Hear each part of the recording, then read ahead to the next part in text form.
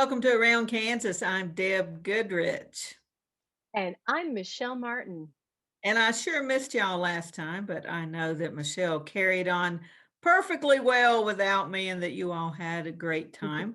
And speaking of great times, I have really been busy.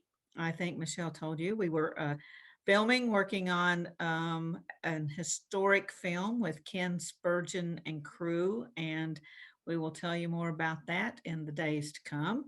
But this couple of weekends ago down at Council Grove for the gunfight on the Santa Fe Trail. And gunfights on the Santa Fe Trail may or may not be accurate, but it was a fun weekend. People worked very, very hard. I will tell you that maybe a little historical inaccuracy, but Bloody Bill Anderson was involved in robbing the bank. um, Wyatt Earp and or let me say, Wyatt Earp and Bat Masterson, among others, put a stop to that. So, yeah, not a lot of historical accuracy going on, but it was an awful lot of fun. I'm sure Bloody Bill would have loved to have gotten credit for robbing a bank in Council Grove for certain. I'm sure. I'm sure. I'm sure he would have. And had he had the opportunity, perhaps he would have done that. But sadly, his life was cut short, and maybe after the war that he would have been there with Frank and Jesse robbing banks all up and down the way. So who knows? So Michelle, what's that photograph behind you? Deb, in honor of the fact you are going to be talking about Council Grove and the gunfight on the Santa Fe Trail event, I thought I'd bring our viewers a little different perspective on Council Grove.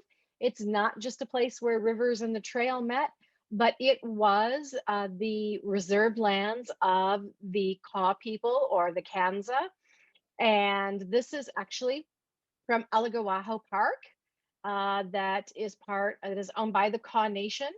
And this is actually where the Kaw people come from all over, whether it be Kansas or Oklahoma, where their headquarters are, every year to have kind of their homecoming dance.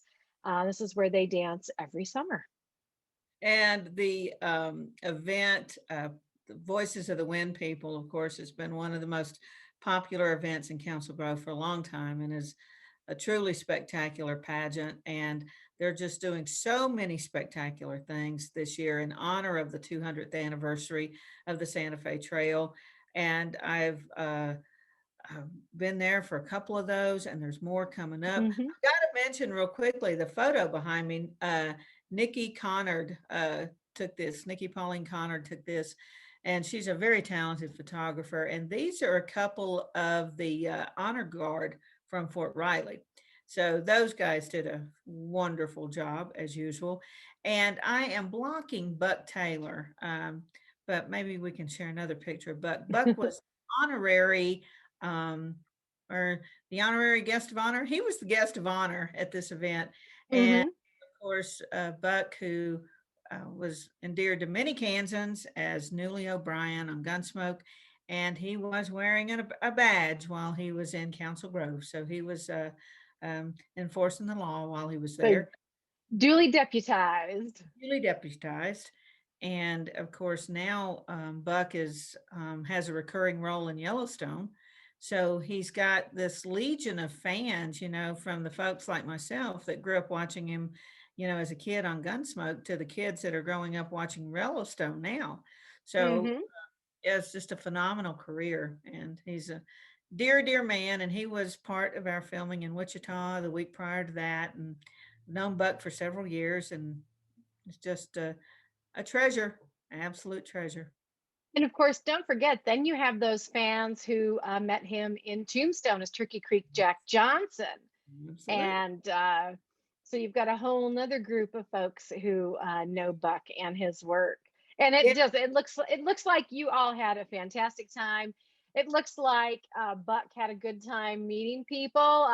I did see that Buck met our good mutual friend Kendall Gott, and it looks like they hit it off pretty well. They did. Yeah, it's really fun introducing a lot of friends to Buck, and they're as big a fan as I am, and so that was a lot of fun. And Kendall was quite the sharply dressed man for this event. He looked like the mayor. It was, but though he was wearing a badge that said brothel inspector, so yeah, he fit right in for the event. It was a lot of fun. A lot of fun. It doesn't surprise me that he wore a brothel inspector badge. I mean, actually, Kendall and I go back to, as he likes to say, the time I made him famous.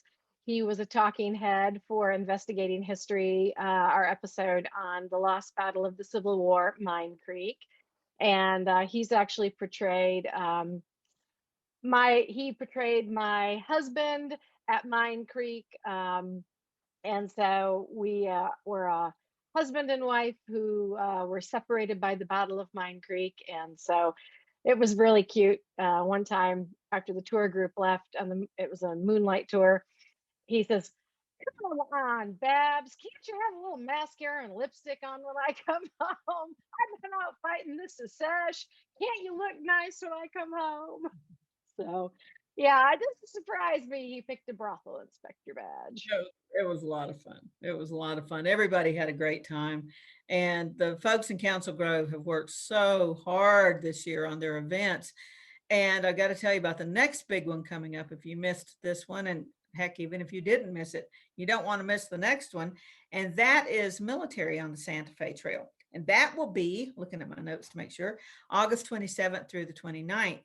And they're going to have the Mormon Battalion there. They're going to have the Buffalo Soldiers, and I think it's the 8th Kansas that they'll have. And there will be a Hmm. lot of military wagons. There will be, I know, a, a keynote talk by our friend Leo Oliva, and nobody knows more about the Santa Fe Trail military story.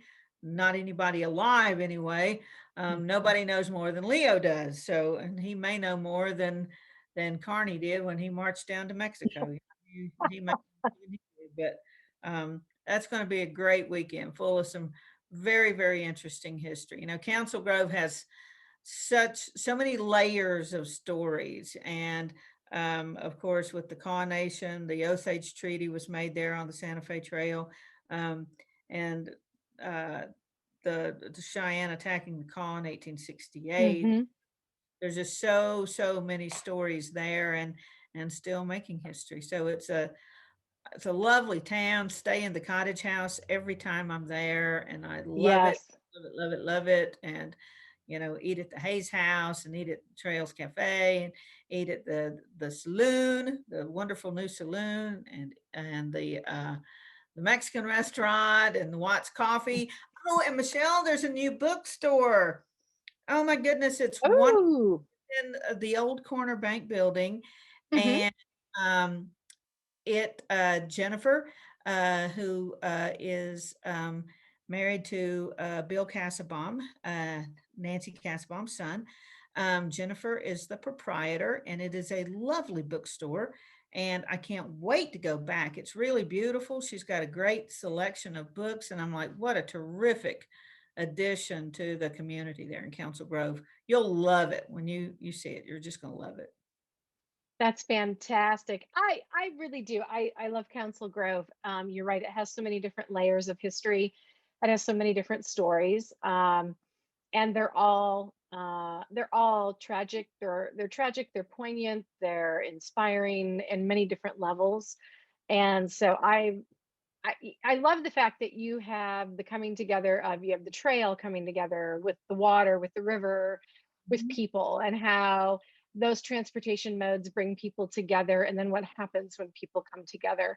And then, as we see with the caw, it is not always a positive outcome. Right. Eventually, as we know, in the 1870s, the caw are forced to move again and relocate, this time into Oklahoma.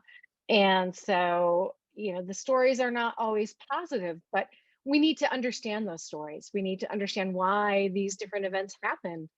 and the historical impact and the legacy that they leave. So, and that is one of the great things with events like this is the fact that our communities along the Santa Fe Trail are bringing out those stories and sharing that impact and the legacy of history. Well, our friend Mark Brooks, who is the director, site director at the Commission State Historic Site, they've been closed for renovations for a Hmm. long time now, and COVID and many other things delayed their reopening. And we're anxiously awaiting that, as is he. But that's going to be phenomenal when all that reopens. And of course, Mark is a living historian portraying Seth Hayes, who was the first white settler in Council Grove, and does a wonderful job with that story. Seth being the great grandson of Daniel Boone, and we were talking at lunch the other day about how Mark ought to. I'm good to tell people what they ought to do. He ought to create a talk, and go everywhere talking about Daniel Boone's influence on the West, because it's huge. It's Hmm. far more than his life. It reaches so far beyond that. And so that's what I'm encouraging Mark to add to his list right now. Deb, you mentioned Fort Wallace, and they have an event coming up in September that is also very important. Why don't you share with us what's going on at Fort Wallace? Oh my goodness. I can't claim credit for a lot because I've been on the road so much. It doesn't mean I don't, I'm not on the phone or on email, and um, still involved, but there's a lot of people working very, very hard. So we have our spring event, a symposium in the spring, and then we have our fall event, which is more of an encampment. This year it will have a symposium element to it because we had some speakers that had to miss in the spring. And so we're combining it. So our theme this year has been taking the Smoky Hill Trail to Santa Fe. So in honor of the 200th anniversary of the Santa Fe Trail, we're highlighting the connections between those two trails, and it is extensive. The Smoky becomes a de facto piece of the Santa Fe Trail as the railroad moves westward along the Smoky Hill River, and um, jumping off points like Sheridan, which is the depot for Fort Wallace for many years, or a couple of years, something like that, become very important pieces of the Santa Fe Trail traffic. So that's what we're highlighting. So our Hmm. encampment will reflect that. And we have 1,200 students coming this year. We had 900 last year. So Friday is our student day, and and of course, they don't all come at once. They come with their classes.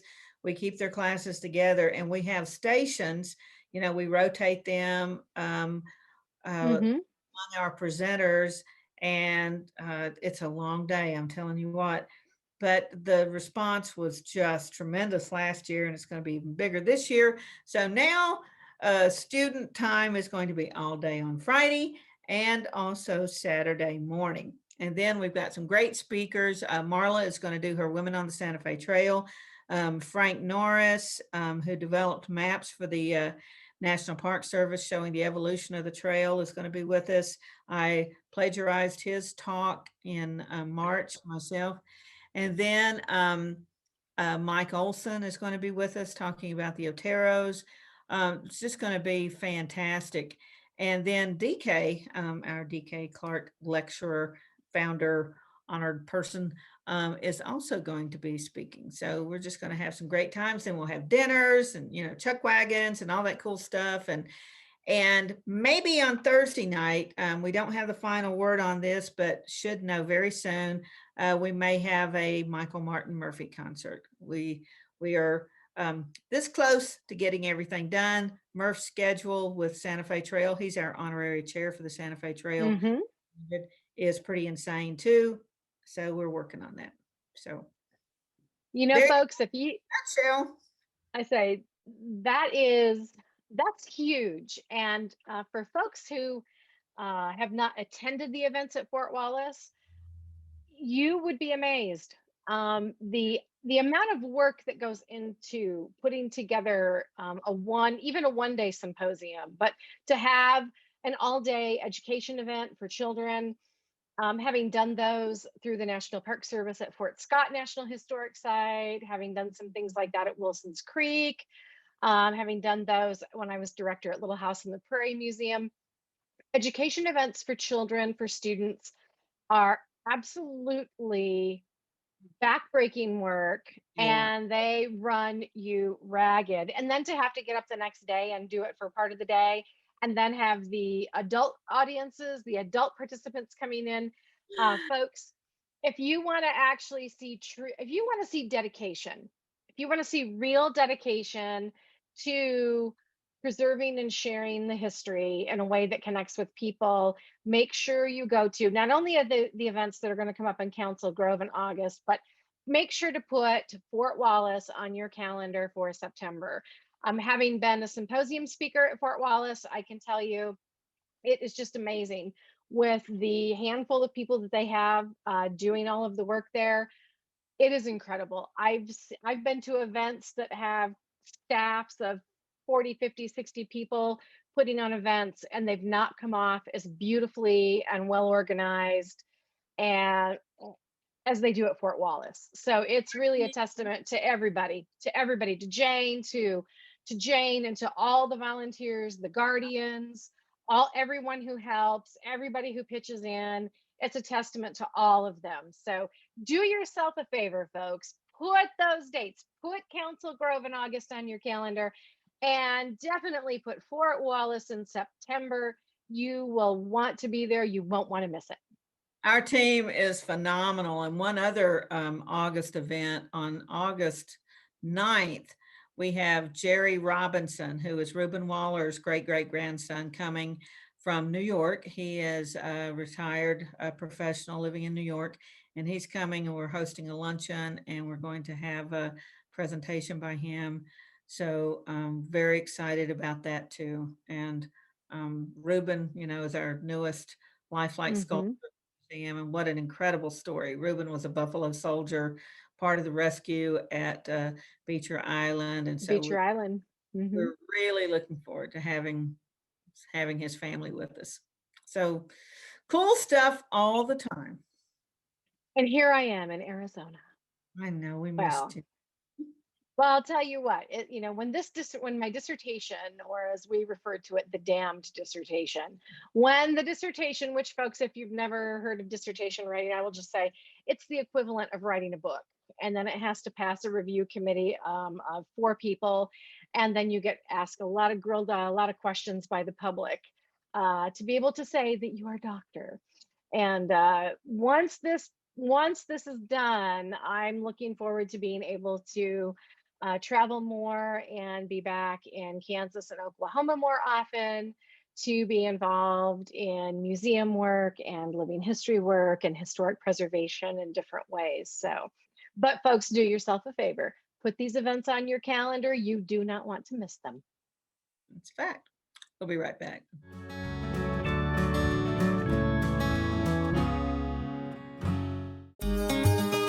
Welcome to the Western Kansas Wildlife Travel Center, right here in my hometown of Oakley, Kansas. We're the front door of Western Kansas, located on 3 main highways, I-70, US 83, and US 40. And all those roads lead to history, beautiful scenery, and adventure, no matter which direction you go. We now have an IHOP. That brand that you've trusted up and down the road in all your travels is staffed with local folks, real people, just like you and me, and we're waiting on you to join us. So for fun, adventure, fuel up, fuel your body, and let's have some fun.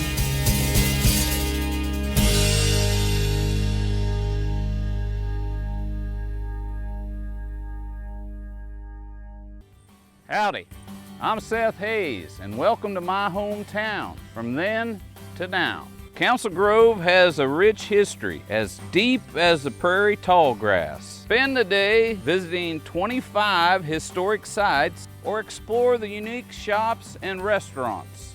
Mosey out of town along the Santa Fe Trail. You all visit my hometown, Council Grove, in the heart of the Flint Hills.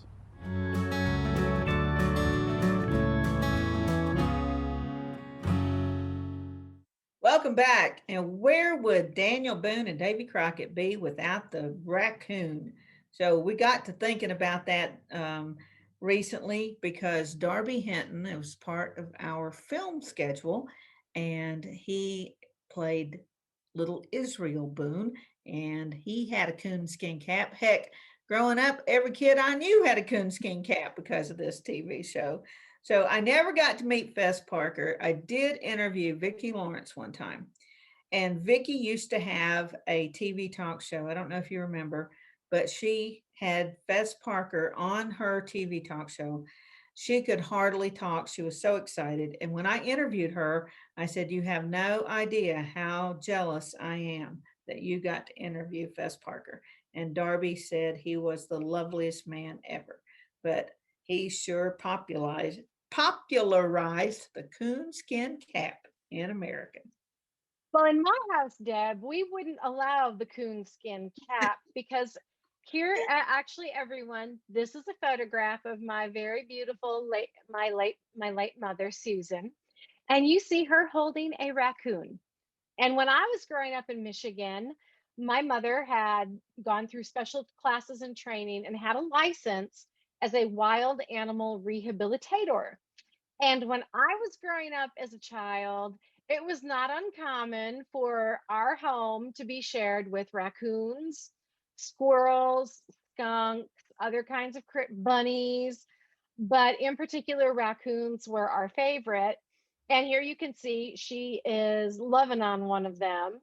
Um, so I grew up bottle feeding these are our babies that we got were abandoned.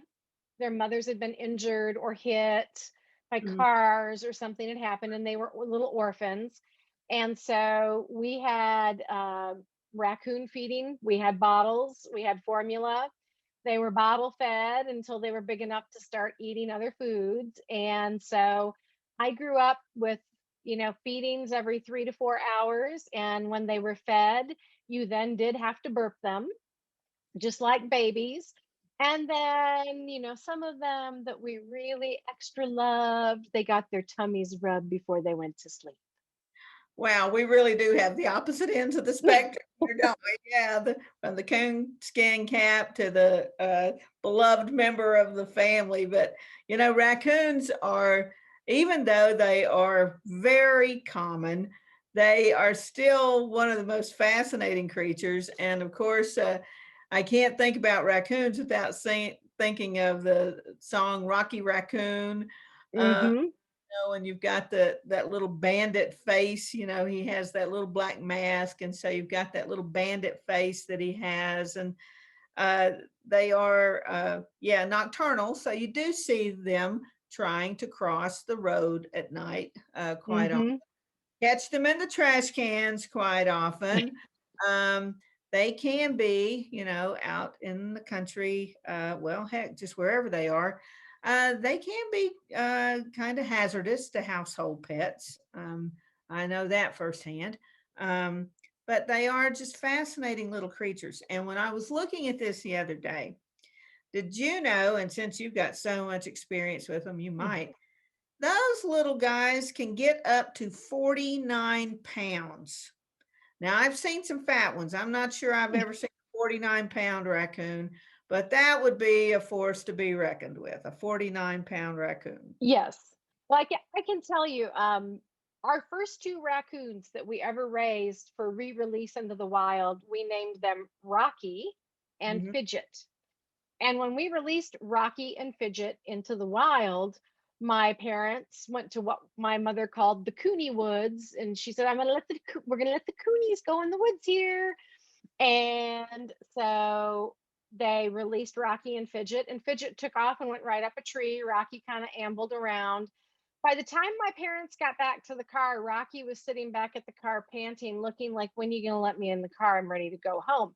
And Rocky came home for quite a while before he finally, one time when they tried to re release him, he finally went.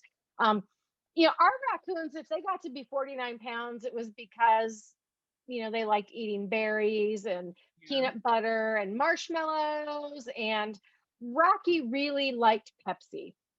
It was not uncommon. Rocky would stick his nose in a glass bottle of Pepsi and you'd tip it up and he'd drink the Pepsi right out of the bottle. So raccoons do have a bit of a sweet tooth. So True. if ours got to be 49 pounds, it'd be because they had a sweet tooth. But I will say what I love about them, in addition to those cute little faces and those little bandit masks, their little hands, their little paws. They're so much like our own hands, the way they're articulated, but the way they use them, they're so smart. Um, when our raccoons would go from being in the house, they'd be in the house when they were little. When they get big enough, my dad built an outdoor habitat that we put them in. And I'll be darned, we put a group in the habitat, and all of a sudden my mother looked out the kitchen window and they were running around the backyard and she went, we all ran outside and we were like, come on, guys, girls, let's go. They had figured out how to manipulate and get the lock open. Yeah. So they're very smart, very clever. Mm. And Yeah, which which makes coon hunting all the sadder, exactly. But it's funny. For me, like I say, a lot of my memories are more of, like I say, raising them and feeding them and caring for them. And then, it was always horrible. I could never go when it was released into the wild day. I could never do it. I sat at home and cried because I missed them. I remember the first time we had a large bunch. We had like 13. And it was storming outside one night, and I went out and opened up the habitat and brought them all in, and I opened my bedroom window, and I was tossing them in my bedroom window so they could come inside. I was afraid the storm would hurt them. And then you wake up in the morning and you've got 13 raccoons in bed with you. And yes, they were just like a cat. They were like a cat with a mask. And so yeah. My Aunt Emily did keep a pet raccoon for a while when I was growing up, and so yeah, we weren't all bloodthirsty mothers, but yeah, I have to say most of the stories I have growing up, there were still a lot of guys, a lot of the men in the neighborhood coon hunting when I grew up Hmm. in the hills. The coon dogs. It's where the name coon Yes. dog comes from. They're hunting coons. And my grandpa loved to sit out on the porch at night after he'd gotten past his coon hunting days and hear the dogs, in the distance running coons. Which, yeah, next to your warm fuzzy stories, that really sounds awful. But God bless it. There were a lot of coons to go around. There were a lot of coons that never got caught, That's right. never hunted down. So, You but know, my my husband actually, my husband, who is American Indian, he's from Oklahoma. He actually talks about his father, going raccoon hunting with his dad, squirrel hunting, rabbit hunting. But he talks about, he has stories about going raccoon hunting with his dad and with other family members. And so, it was a way. It was a pastime. It was an activity for them. So it's just, in certain parts of the country, it's just part of life. And so it was and always hard. it was food. I mean, the folks I knew, Yes. that was food. Hmm. It wasn't just sport. Yeah. They were Hmm. food, and certainly, like when Grandpa was doing it growing up, that's certainly what they were doing. That was food too. So And also, at various times in our history too, depending on what the fashion was, actually their furs were used for different kinds of fashion accessories and things as well, whether it be the hats, mhm. hand muffs of different kinds. So their furs were used as well. So yeah, so the hunting process was not just to get rid of what some people think of as a predator of some kind or a nuisance animal. Um, but it was for food and it was for furs. And so, but yeah, but my house, we were definitely a no raccoon hunting house. That's for sure.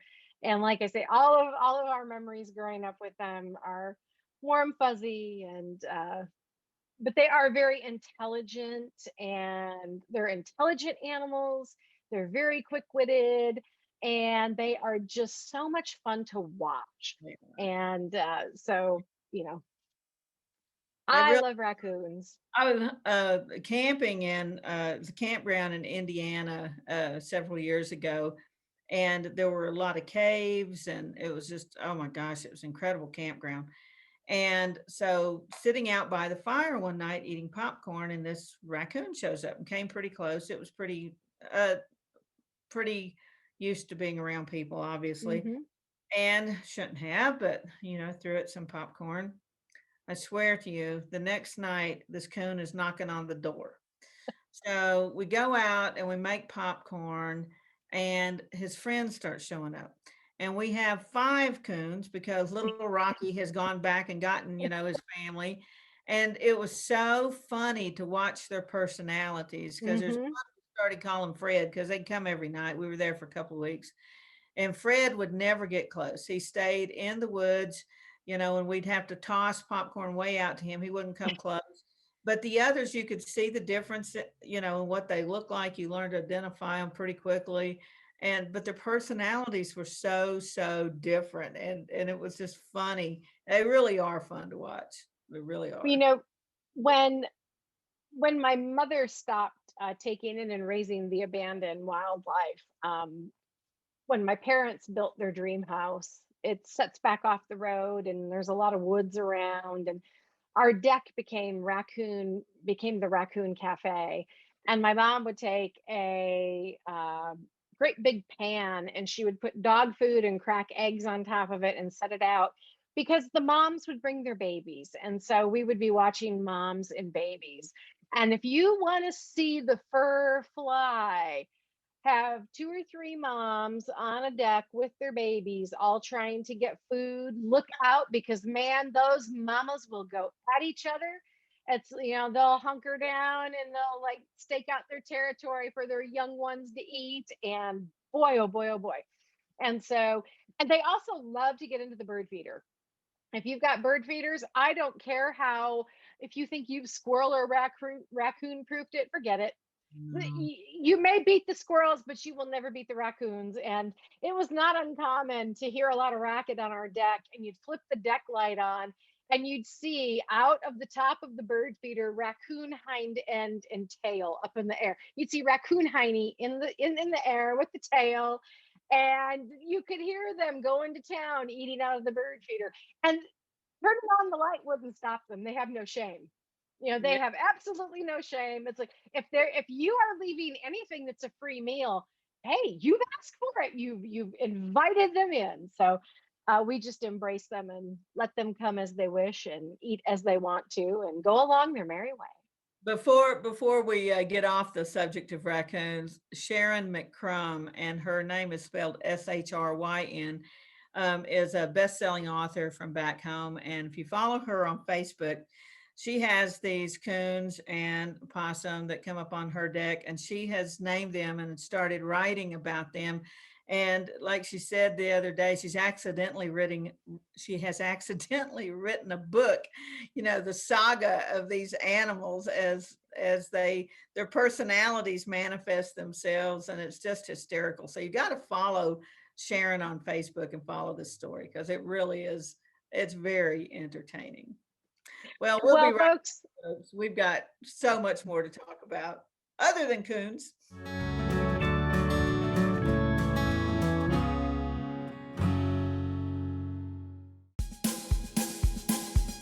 Okay, looks like it's time for our tour. Welcome to the Fort Wallace Museum.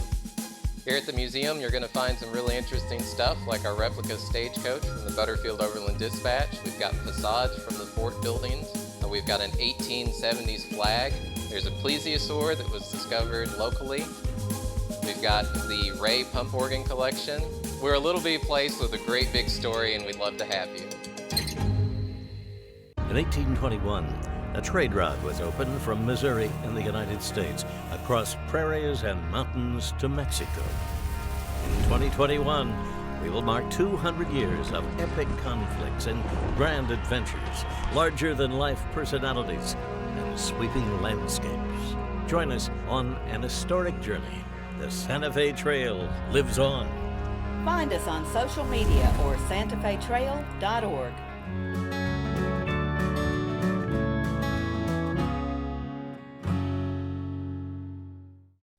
Welcome back to Around Kansas. I'm Michelle Martin. And I'm Deb Goodrich. So, Michelle, And- what is that assortment of mugs behind you? Well, anyone who knows their Kansas handmade products probably is familiar with the exquisite work of Steve and Jane Fry of Elk Falls Pottery in Elk Falls, Kansas. And these are the official mugs for the festival at Winfield. And Steve and Jane have been making those for many years. They just posted this on Facebook this week. As a matter of fact, it said, if there are this many mugs, it must be Winfield. That's right. And behind me are some of my friends, and I'm not going to name them because there's so many. I don't want to leave anybody out. But I do see Stuart Yoho sitting there with the banjo, and just so many friends that camp at Winfield every year. And the Walnut Valley Festival at Winfield is coming up September 15th through September 19th. You can find out more at wvfest.com, and that stands for Walnut Valley Festival. And I have to admit that I was something of a snob back in the hills of Virginia, North Carolina, when I was growing up. And then as a young person, my sister and I published a tabloid called A Comin' and a Goin', and it was all about the comings and a goings in the mountains. So it was music and art and culture and just fun things. And people would send us their schedules for events, and we would get the schedule from Walnut Valley in Kansas. And I'm like, what do people in Kansas know about bluegrass? Oh my God. So then I come out here and I go to Walnut Valley, and it is phenomenal. And you've got, big names on stage, and you've got, I don't know, 5 stages at least. You've got the main stage and then these other stages. There is nothing second rate about any of them. You have workshops. The world champion flat picker is crowned at Winfield. But this is the best part. What's right behind me is just the endless jam sessions where people come together a lot of times just once a year from all over the country, all over the world, and they get together, and it's just like one huge family reunion with a soundtrack. I can't tell you how great it is. And yes, most of those people take a mug home with them. It's just they've got the collection for ever how many years. I think this should have been the 50th, but I believe it's the 40. They're counting it as the 49th because it was canceled last year. So it would be the 50th year, but the 49th festival. So still going strong, bigger and bigger and bigger. And it is a premier event in the fall, an attraction that brings people into South Central Kansas. And fall is an amazing time in Kansas for a lot of different festivals of this nature. I mean, you've got you've got Walnut Valley, you've got other festivals up at Fort Riley. You have Apple Day. You've got the fall festival that's at Ward Mead Park in Topeka. I mean, Kansas just is bursting at the seams from September through October with amazing events where people can come together and express themselves. And, definitely this is one of the biggest. And when I worked at Little House on the Prairie Museum, we would always brace for the weekend of that festival, because a lot of people who would from Southeast Kansas or Northwest Arkansas, Southwest Missouri, parts of Northeast Oklahoma would drive in and go for a day at the festival. And during the festival, we would see a huge increase in visitors stopping at the museum. And what was amazing to me, we also at the museum, we had Steve and Jane make our Little House on the Prairie Museum mugs. And it was interesting because some folks were in one time and it was the festival going on, and said, "Oh, Kyle's mug." And I said, "Why, yes, it is." They said, "Oh." And they got out their phone and showed us a picture of a shelf in their home.